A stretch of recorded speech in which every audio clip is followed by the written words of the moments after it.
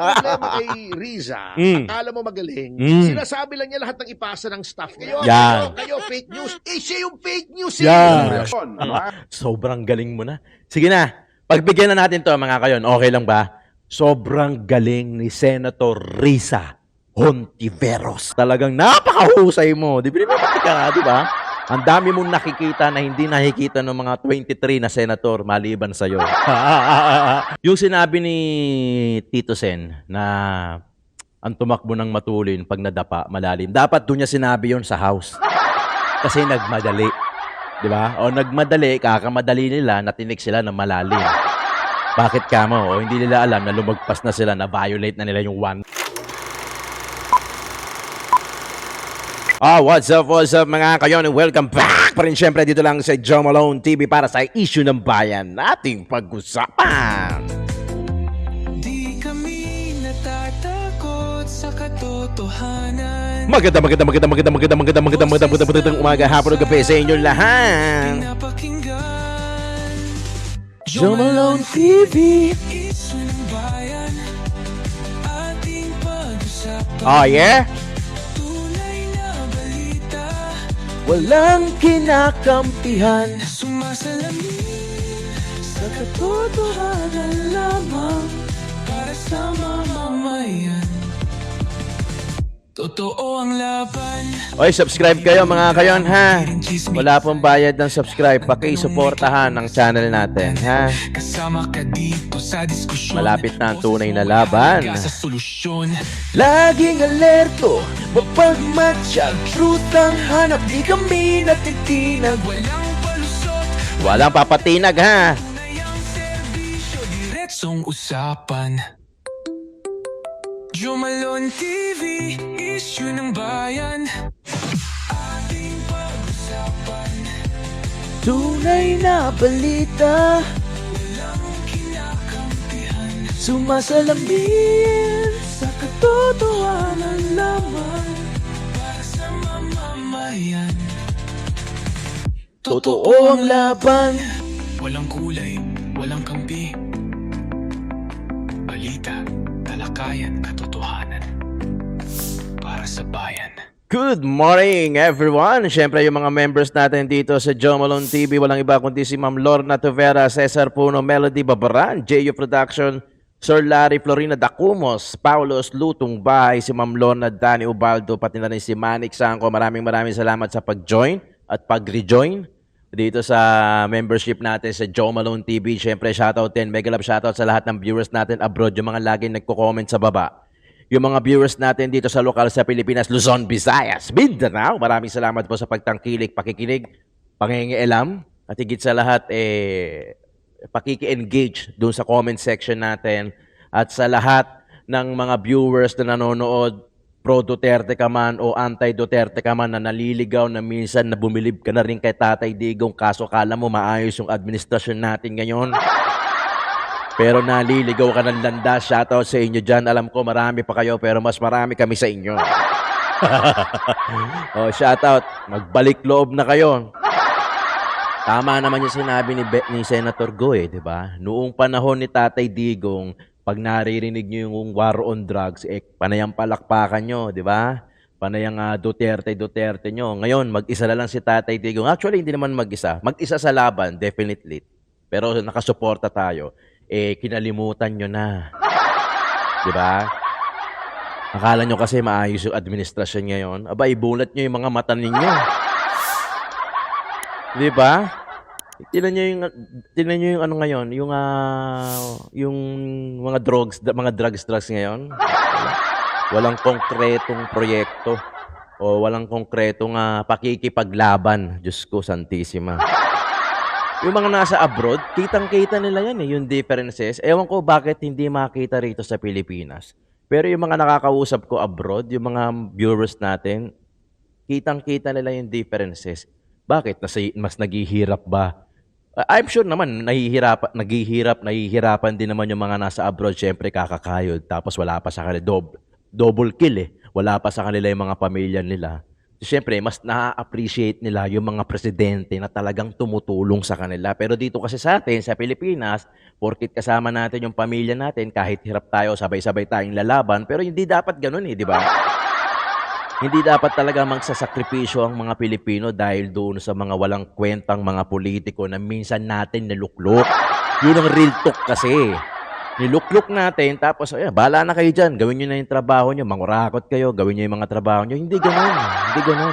Dapat may pakialam tayo. Kaya nga may mga ganitong channel May mga politics na channel. May mga channel na tulad nito na issue ng bayan ating pag-usapan. Kasi baka hindi natin naiintindihan. Hindi naman tayo nagdudunong-dunungan dito. Pero syempre, baka hindi natin maintindihan. Hello, government, Philippine government, paintindi nyo naman sa amin yung mga bagay na hindi namin maarok.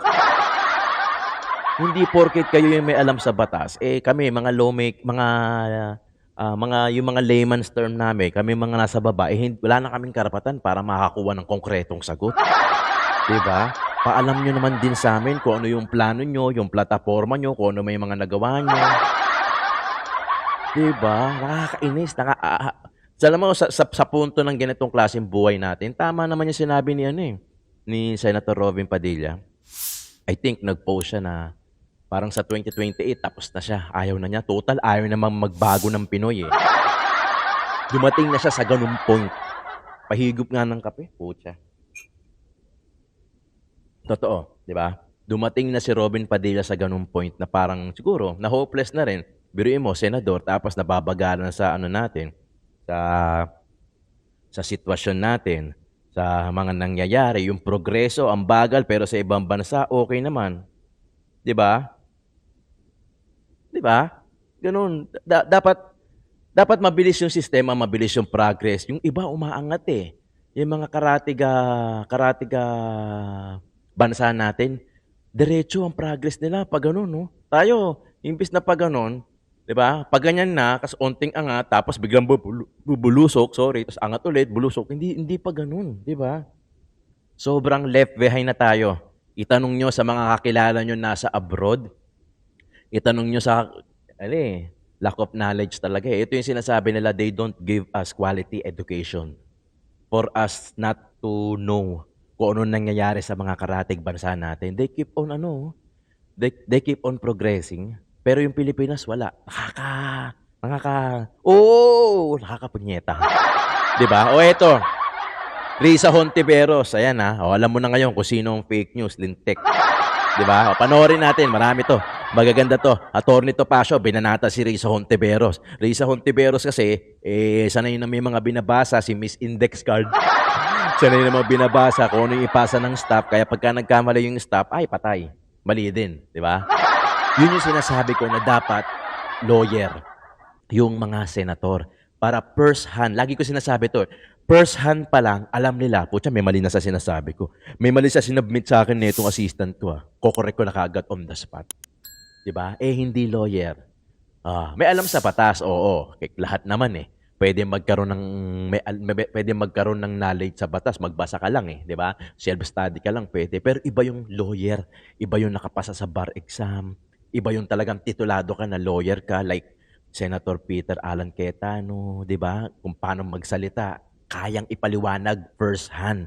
Hindi na through index card, hindi na through staff mo na mga lawyer. Diba? Yun yung sinasabi natin. Panoorin natin. Maganda to. Stay tuned. Paki-double check. Kung nakasubscribe na kayo, walang bayad dyan, subscribe na kayo. Pero kung gusto nyo magbayad sa akin, andyan dyan naman yung join membership o kaya meron naman tayong GCash dyan. Baka naman.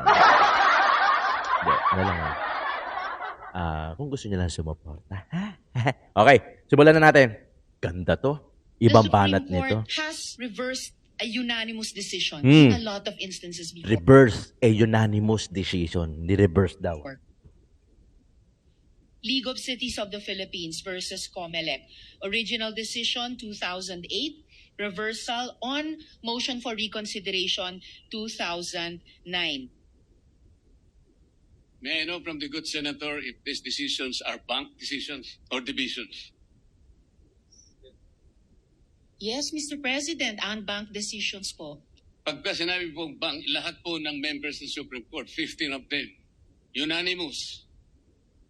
Dali Unbanked po. decisions po ito. Hindi Whether po, or I am not the request. decisions are characterized by the following qualifications. One, unconstitutional, void ab initio, violative of due process. All these are present in those jurisprudential cases as you cited.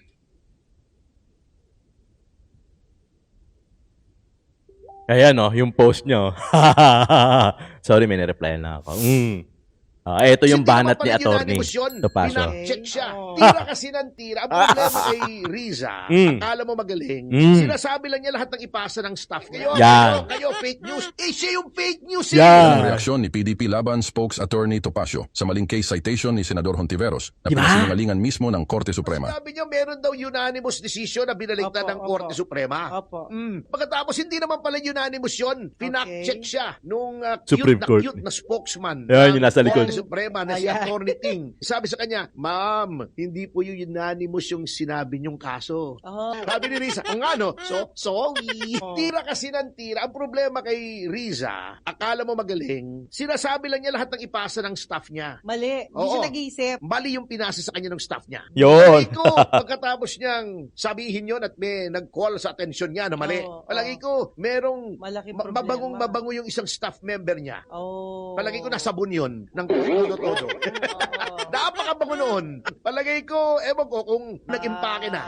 Kinuha na yung mga gamit at umalis na sa Senado. Ayan. Biro mo, napahiya mo yung boss mo, sinabi mo, Ma'am, ito, banatan nyo, Oh. makakita ko. Ala. Unanimous. Unanimous. So, Oh. sige, thank you banat siya. Banat. Bago sabi ng Supreme Binasa Court, lang niya eh. excuse me, Ma'am, mali po kayo, basahin yung ulit. Binasa niya. Teka muna, nasaan si? Halika rito.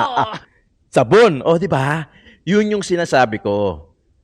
Bakit sa ibang trabaho, sa ibang kumpanya, pagka nag-hire sila, merong requirements, merong qualification. Let's say, depende sa job offer, di ba? Let's say, at least high school level, at least graduate ng high school, at least college degree holder, at least college level. Bakit dito sa pagtakbo ng bilang senator, konti lang yung requirements, 'di ba? Of course naman lahat naman pwedeng tumakbo basta Pilipino ka, born ka dito ka pinanganak, nanay tatay mo, magulang mo Pilipino. Ayun yung parang main requirements Kailangan Pilipino ka para bago ka tumakbo sa isang kahit anong posisyon sa gobyerno.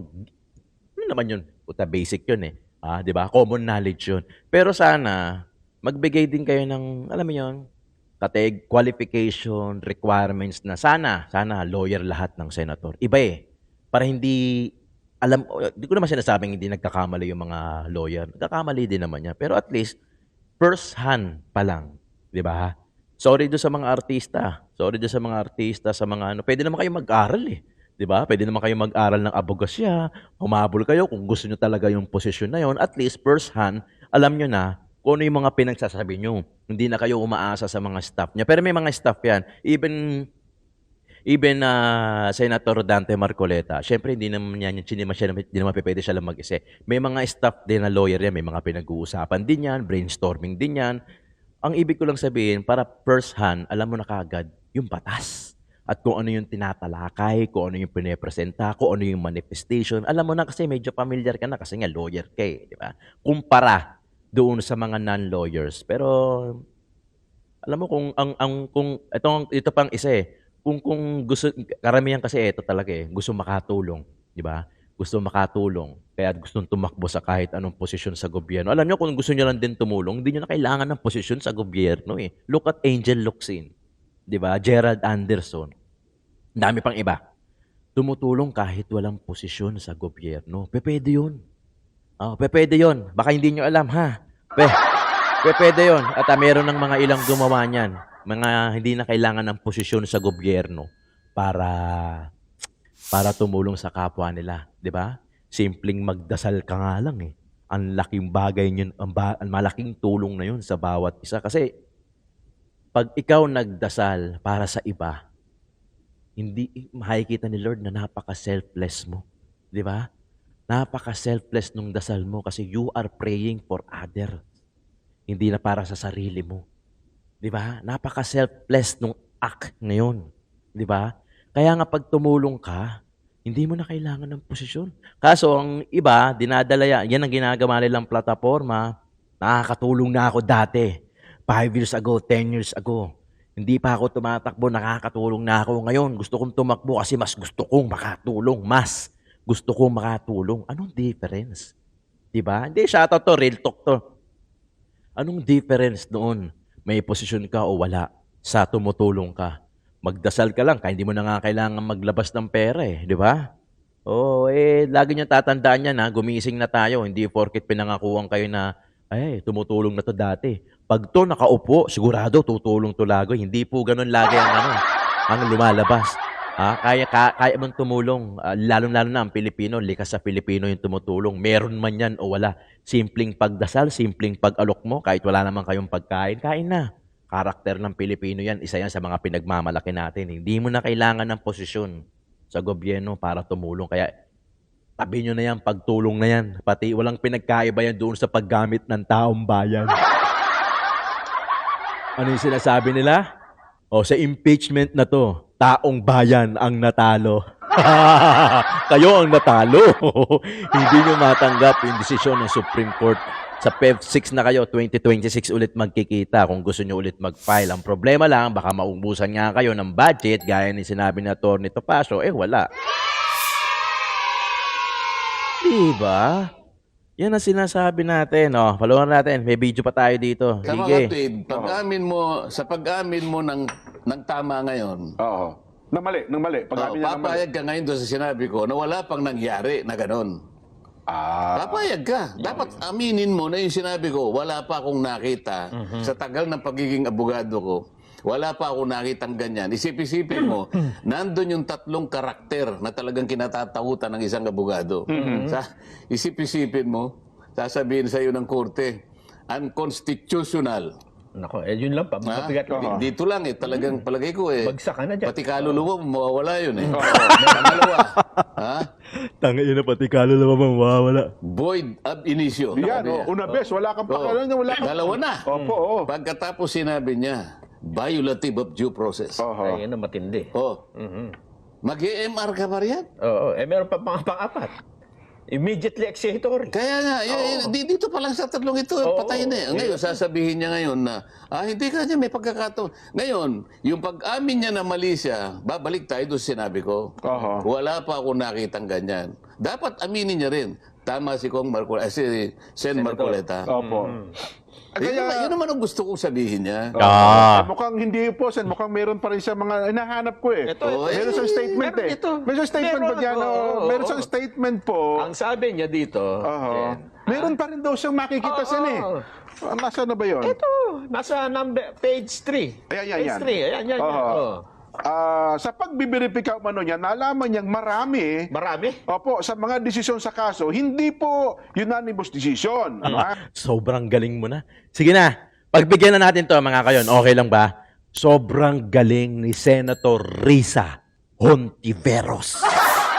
Sobrang galing. Marami kang nakita na hindi nakita ng mga ibang senator. Upon checking again, the many reversals in the League of Cities decisions were not decided anonymously.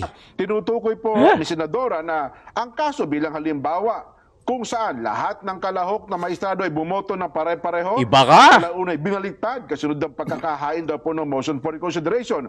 Ginamit niya naturang information. Nasanday mayroong sa binanggit yung... Ito yung pero sa isang Facebook post, Isa Ah. Yung isa nanindigan siya na may isa pang kaso. Yan, opo. Alam mo kung anong pinagtalunan dyan? Ito daw po yung international bridge for the acquisition Oo of nga, pero agri-alpo. ang tinatanong ko sa iyo, anong subject matter? Aha. Yung BT talong. Yung bio... Yung mga modified. Biotech, yan. bioengineered. Kaya nga ang tanong ko, pinag-uusapan ba niyan kako? Nandoon yung 3 karakter na pinag-uusapan natin. Constitutional. Unconstitutional. Violative of due process. Wala naman due process. No. Void ab initio o pinag-uusapan lang talong. BT tanong pa lang issue doon. Yung BT talong yan eh. Oho. Kasi nga, yung iba, Teka, alam mo yung mga modified Organism. yung iba doon ayaw kumain na. So, sabi niya gano'n, constitutional right namin na ayaw kumain nun. Okay, so, sige palagay mo, nandun na nga constitutional, di ba? O yung violative of due process, immediately executory. Kaya sinasabi ko, hindi akmang-akmala yung sinasabi niya.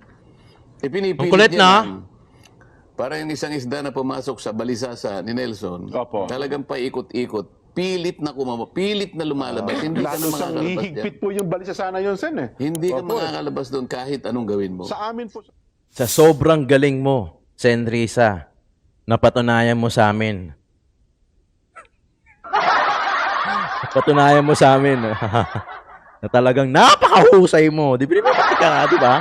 Ang dami mong nakikita na hindi nakikita ng mga 23 na senator maliban sa'yo. Di ba? Ang dami niya nakikita. Sige na, okay na. If you want to be the best, sige na, ikaw na yung best. Total, kwentuhan lang naman to eh.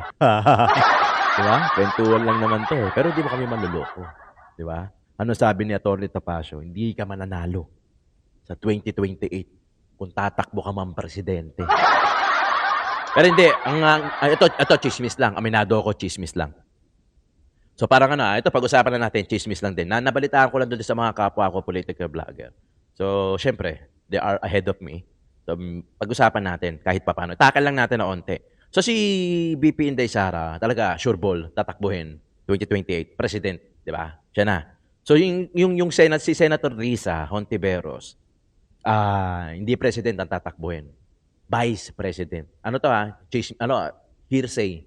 Ito yung mga kumakalat sa amin. Ano lang to? Wala mong yung seryosohin. Si Tulfo ang tatakbo presidente. Yan. Yung iba hindi ko naabot eh. Pero yan muna. Sige. Hindi ko alam kung sino magiging vice. Parang ang vice ni VP Inday Sara parang si Robin eh. Parang hindi ko sinasabi yung huwag niyo ako ipa-fact check kasi sinabi ko nga, chismis nga. Hearsay nga eh. Di ba? Parang ganon. So, si Sara Duterte, President, BP, si Senator Robin. Sa kabila siguro, baka si Tulfo, si Rafi Tulfo, ang President, vice naman ang planong takbuhin ni Risa. So, hindi natin sure, hindi yan final, at hindi yan official. Narinig lang namin yan doon sa level ng kami, ng mga political vlogger. Siyempre, iba yung level ng mga audiences ko eh. Diba? Iba yung level namin kami. Iba yung level ng mga nasa senator, kung ano yung tatakboy nila. Although malayo pa, pero hindi. Actually, hindi malayo yan. Malapit na yan.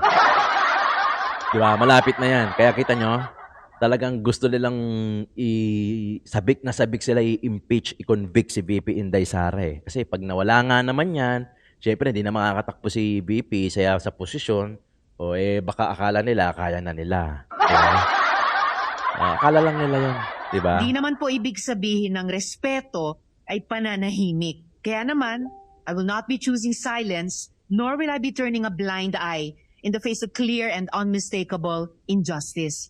Alam po ba ninyo na 4 sa hinihingi ng Supreme Court ay nandun po sa puso ng due process? Ano po yung hinihingi? Sinabi lamang po ng Supreme Court, pwede bang ibigay nyo sa amin kung lahat ng miyembro ng House of Representatives ay binigyan ninyo ng kopya at kailan? Alam po ba ninyo kung anong sagot?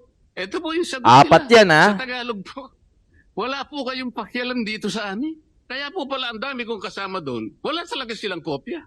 Ako nga po hindi nabigyan eh. Baka sakaling malay po ninyo baka pumirma ako, hindi ba? Matibay ang gusto ng Korte Suprema. Gusto niyang makita na lahat ay dumaan sa kayusan. Hilaw nga po eh. Ba't hindi po kayo magluto ng mas masarap na kanin? Yan. Ba't pinipilit po natin yung isang bagay na hilaw. At pinipilit niyong ipakain sa atin? In fact, the Supreme Court Reverse. has reversed a unanimous decision in Yeah. a lot of instances before. League of Cities of the Philippines versus COMELEC. Original decision 2008. Reversal on motion for reconsideration 2009. Senator Marcoleta. May I know from the good senator if these decisions are bank decisions? Yes, Mr. President, unbanked decisions po. Well, you have to cite the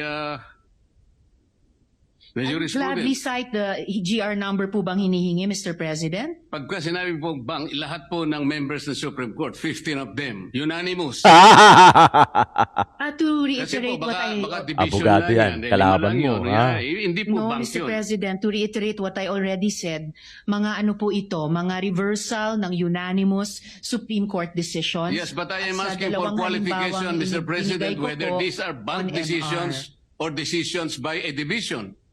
One, unconstitutional, void ab initio, violative of due process. All these are present in those jurisprudence cases as you cited. Kanina, simple lang yung tanong eh. Nahihirapan na siya. Di ba? Nahihirapan na. So, may kasabihan po tayo, ang tumatakbo Ayan. ay matulin, kung matinik ay malalim. Pucha, tigilan nyo nga yung mga ganyan. Yung mga kasabi-kasabihan na yan, kala nyo naman nag-a-apply yan sa totoong, yung sa totoong sitwasyon nila dyan. Dapat siguro, pag-isipan muna natin kung tama ba na bago magdesisyon ang Supreme Court, basta basura na natin ang kaso na ito.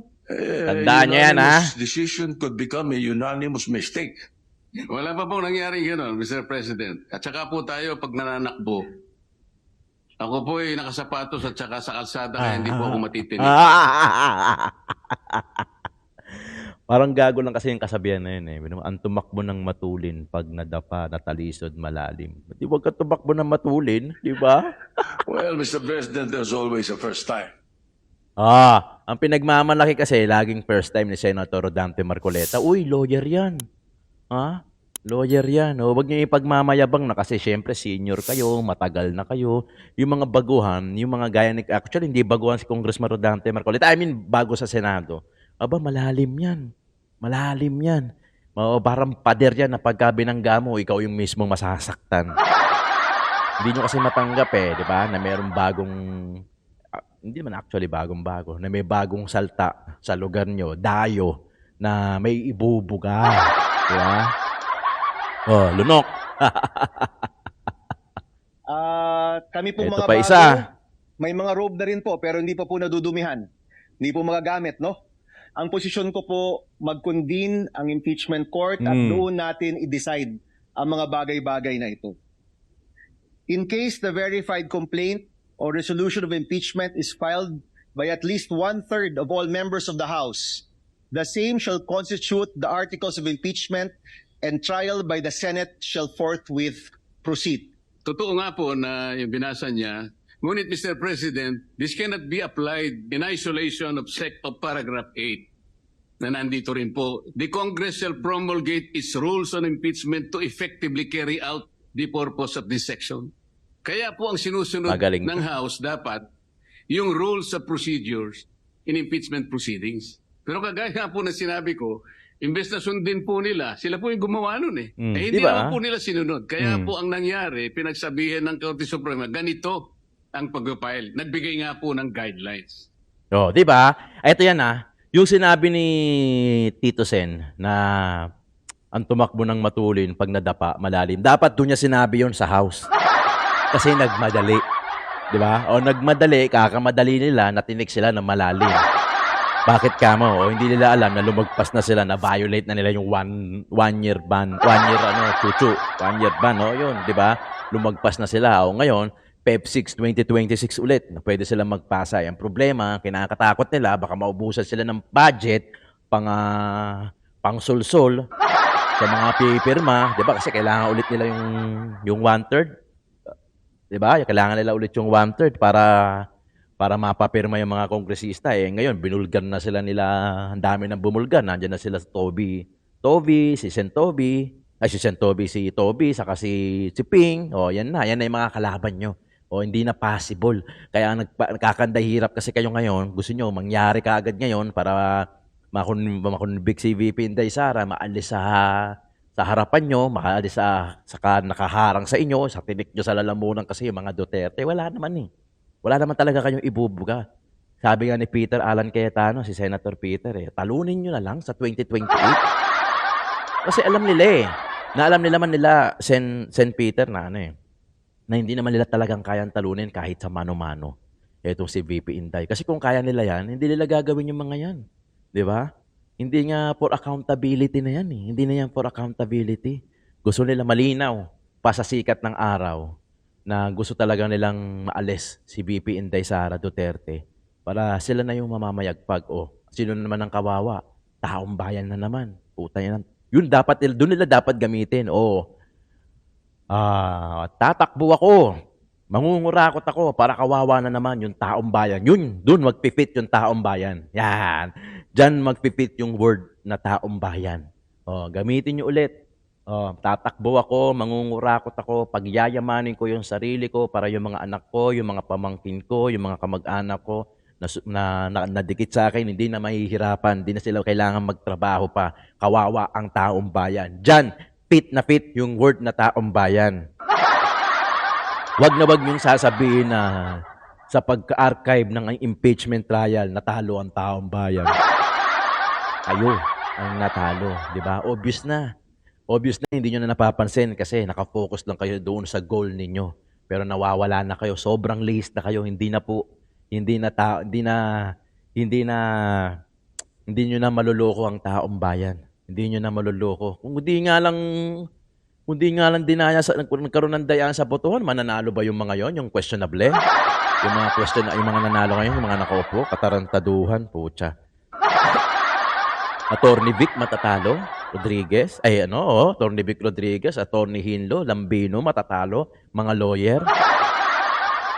I doubt. Siyempre sasabihin ng Comelec, wala naman dayaan asa na ebidensya. Oo nga naman, wala nga naman tayo ebidensya, pero hindi nyo naman kami maluloko ng parang bata. Sasabihin nyo, walang dayaan. Siyempre, sasabihin nyo, walang dayaan, kayo yan. Diba? Kwento nyo yan, kayo bida dyan. Diba? Pero siyempre, hindi nyo na maluloko ang taong bayan. Diba mga kayo, dun kasi, mahilig kasi sila sa ganyan. Anong ebidensya mo? Hearsay lang yan. Opinion mo lang yan. O opinion ko din to. Diba? Opinion ko din to. Hindi yung opinion nyo, hindi namin pinapakailaman, di ba? Pinag-uusapan lang namin dito. Ito, opinion ko din, di ba? Walang dayaan, nek-nek mo. Pucha, hindi nga matunog yun eh. Sila Bam, saka sila Tito Sin eh. Tayo na. Di ba? Hindi, real talk lang tayo. Nakakaano yun. Di ba? Biruin mo, nanalo sila.